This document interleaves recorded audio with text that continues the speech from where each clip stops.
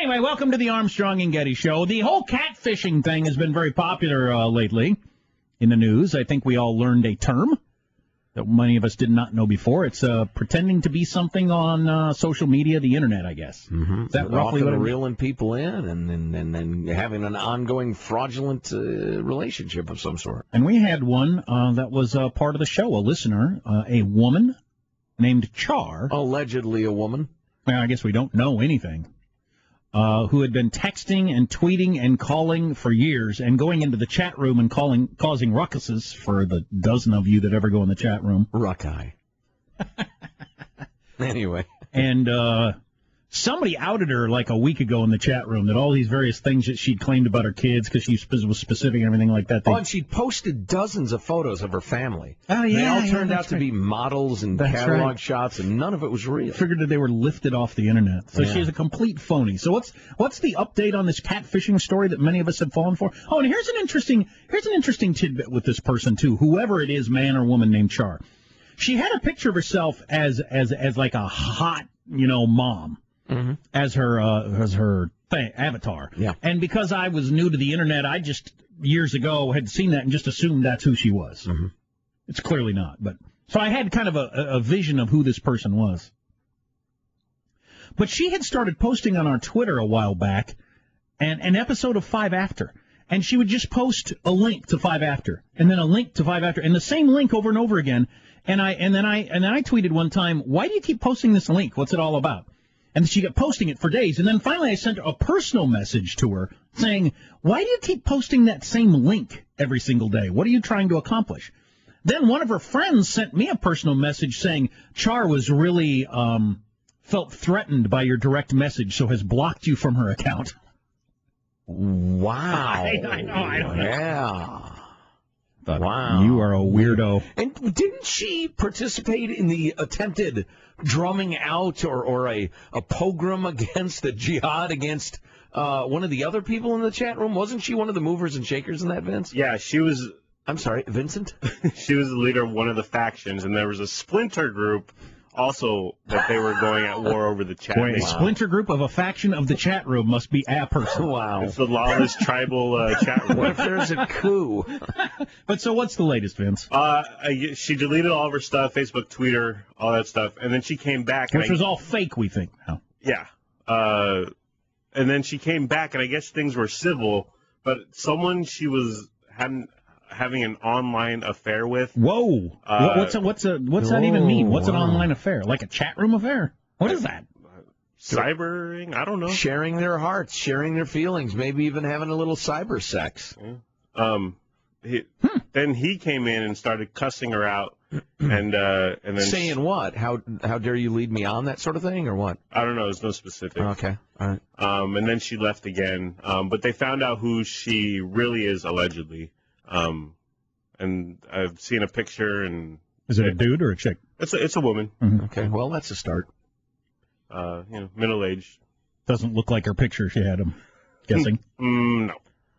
Well, her picture was a solid 8, wasn't it? Oh, beyond. Okay, yeah. We'll call it a 9. What's the reality? Just out of curiosity. Not that I wouldn't upgrade either. I'd go with a flattering shot. Well, I would go with a flattering picture of myself. Anybody who wouldn't is weird, but choosing a completely different human being is something else. Oh, that's not okay. Okay, oh sure, yeah, I agree with that. She just looks like a mom, Okay, which is fine. Sure, like the rest of us. Be who you are. Exactly. What difference at this point does it make? I agree. All right. And then she left a voicemail on someone's, message or whatever, a voicemail, a message on someone's voicemail, which we have now listened to. Yeah. And it was sent to us. It is tearful. It is. It's drama. Tell you what. And we're trying to decide whether or not we can play it. I'm not sure if we can or not, because it was a private phone call, but it was a private phone call to someone, and then they sent us the audio. Right. Yeah, she knowingly had her voice recorded. It's his property now. It's his property now. And he gave it to us. Well, the person that sent it to me, I don't know if it's his voicemail or someone else that sent it to him. Okay, so then it's like 5 degrees removed. Or a couple, I'm guessing. It'd be like me forwarding the Paris Hilton sex tape to Joe. She can't come after me. It's out there, and the millions of people have it. Yeah, I don't know. But why is she crying? What's her whole deal? She's just apologizing for everything. I wish we could play it because it's pretty compelling. It sounds like she finally is owning up to just a complete fraud life, a broken woman, Manti Te'o style. Oh, May. Just completely broken down. Except she's the Tuyasa Sopo in this story, oddly enough. Yeah, she's the girlfriend. And that's the thing. Usually there isn't an online pimp making up a girl. It's a girl making up a different girl. So that story's really What weird. does she apologize for, basically? Was the message to the dude she's having an online affair with?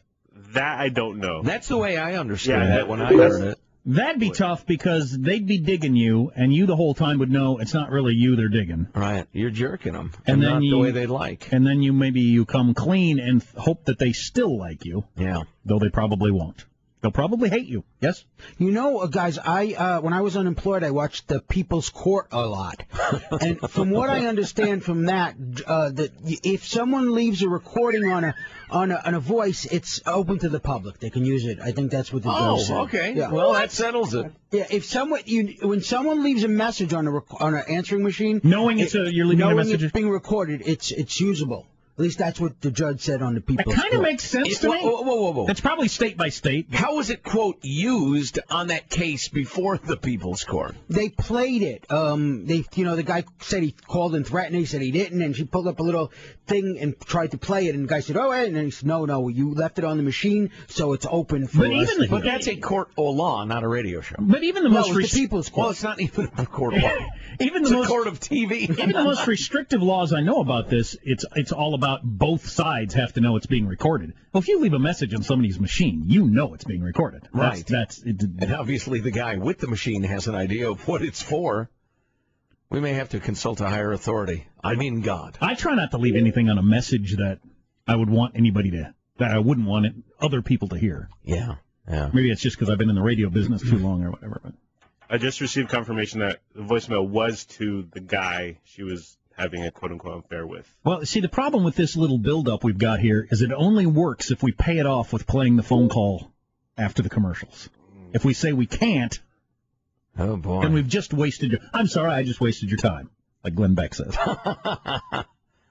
She cries. She breaks down. She's a broken woman. Wow. Well, she's a fraud. You're a lying fraud who was very, very mean to people and took a very high-handed tone when you're claiming to be something you're completely not. Yeah. Cuckoo.